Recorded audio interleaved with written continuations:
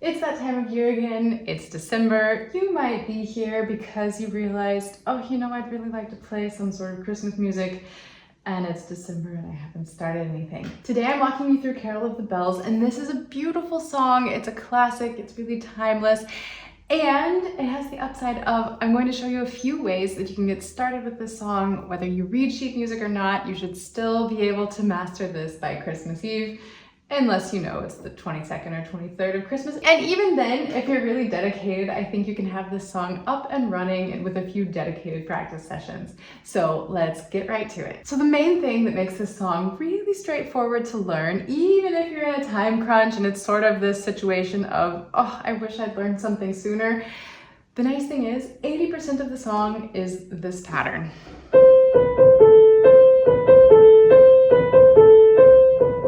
So if you can do that, you're really good to go. We're in 3/4 time, and if you want to count, then we have 1, 2, and 3, 1, 2, and 3. Or if you want to think of the lyrics as you go through, hark how the bells, sweet silver bells, all seem to say, throw cares away. And that really pops up so many times. In order to play that, if you want fingering, I would recommend doing 3, 2, 3, 1. It fits really nicely. You could do 4, 3, 4, 2, but I would really recommend starting with the third finger. There's also then another variation that we can build into the music that third finger on the C will really help you out in the long run. So like I said, that's 80% of the song. Then at one point we have E, D, E, C, and there, depending on whether you want to add this extra variation or not, you can start absolutely with 3 on E and just do exactly the same fingering that you did with the C. So E, D, E, C. And then the nice thing is it's not really new information. It's just 3, 2, 3, 1. Same thing you've done before. Then we're coming up to our next to last pattern in the right hand. I'm going to walk you through the whole thing. I'm just going to play it once, and then I'm going to walk you through step by step. So it's...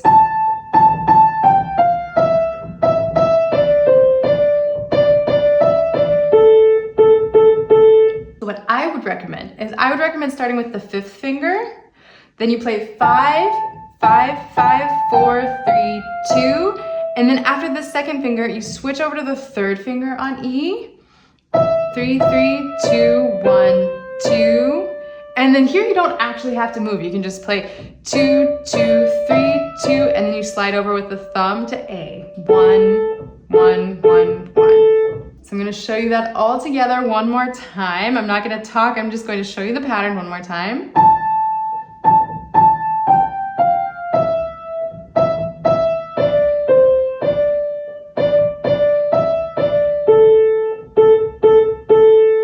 If you want sheet music for this, I do have a free PDF download for you.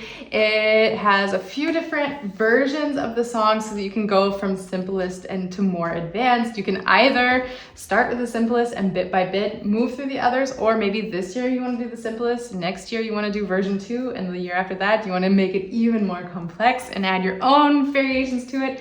However you want to approach this, it's for you.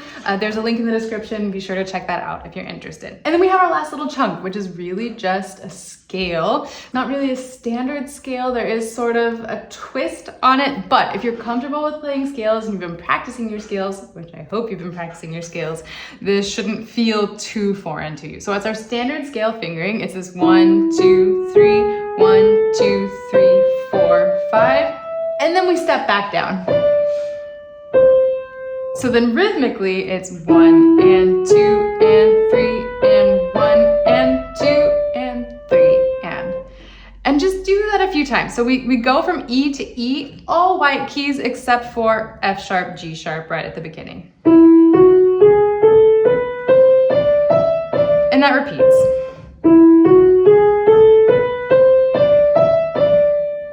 And then from there, it's just hark how the bells, sweet silver bells. And that's it. That's the whole entire song. So if you play through all of those chunks, you can actually learn the entire song in your right hand alone in just a few minutes. So then I'll walk you through that. I need to check my music really fast just to make sure I have the right number of repetitions of... I'll be right back.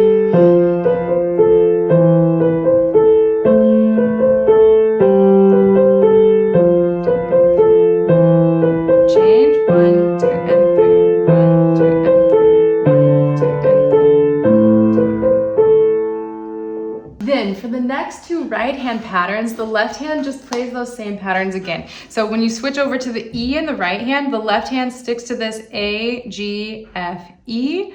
And then when it starts the pattern on the A, da, da, da, da, da, then you again play this F, E, D, A. So I'll show you how that looks once.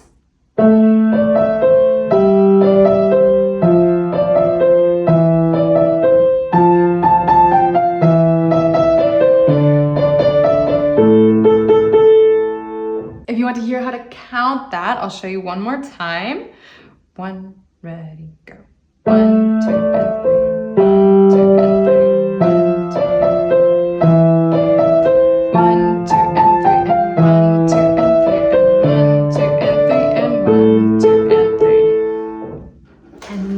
part is so beautifully simple. It's just E, E, E, that whole time.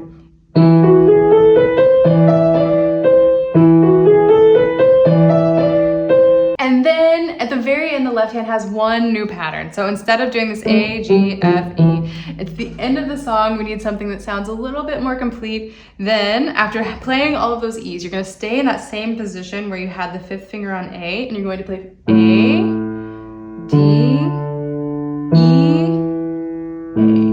So then how that looks together is rhythmically the same as before. 1, 2, and 3, D, 2, and 3, E, 2, and 3. And then how that looks hands together, I'll just count saying the note name in the left hand at the beginning of each measure and then counting the rest. A, 2, and 3, D, 2, and 3, E, 2, and 3, A, 2, and 3. And that's the whole song. Then you put it all together and that's all there is to it.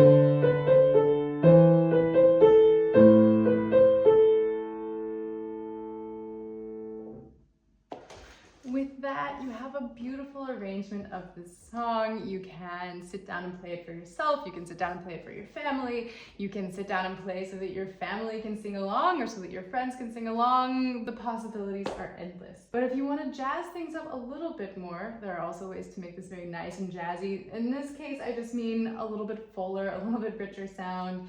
No jazz harmonies just yet. Maybe next year. Maybe there'll be a tutorial on that next year, because there are some fun things that I think could be done with this song. But basically, so the first thing that you could do, you can play any of these left-hand patterns as octaves. So I'll show you what that looks like. It's just going to be 1/5 the whole time.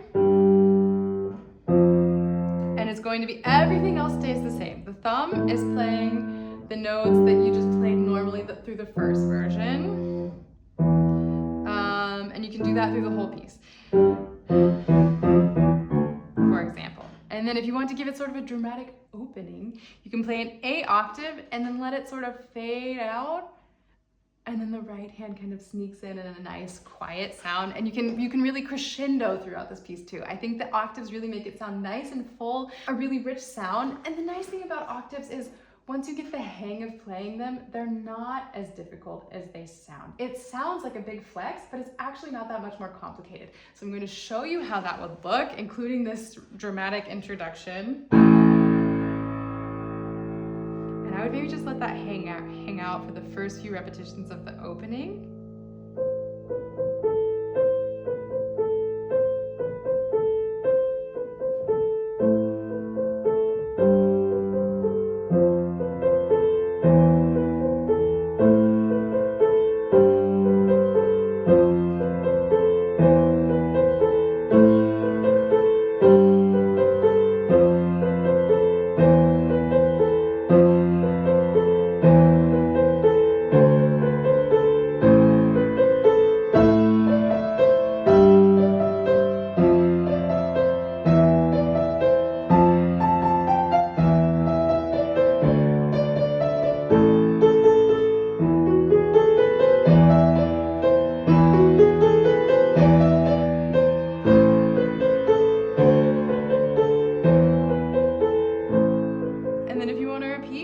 Back up, and I would start quietly again.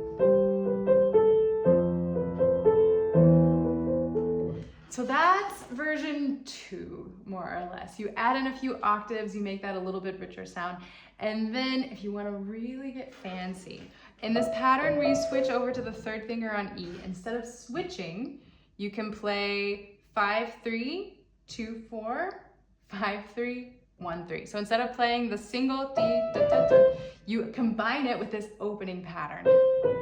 So it looks like this.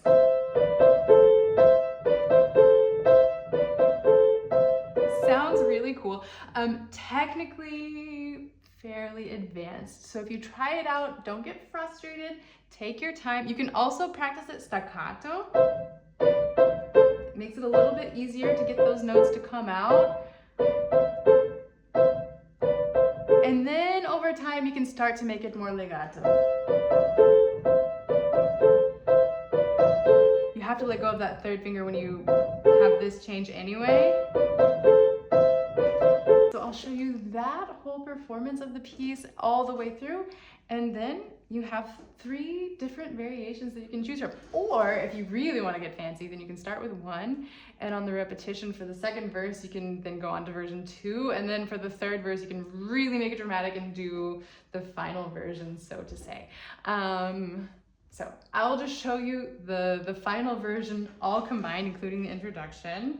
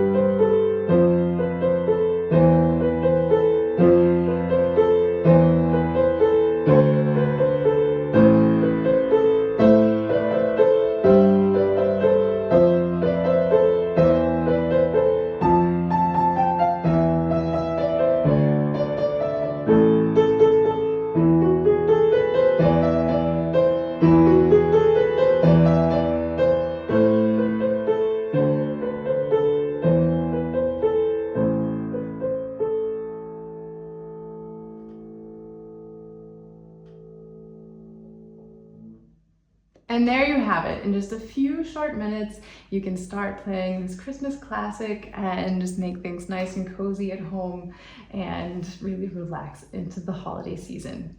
Until next time, happy practicing.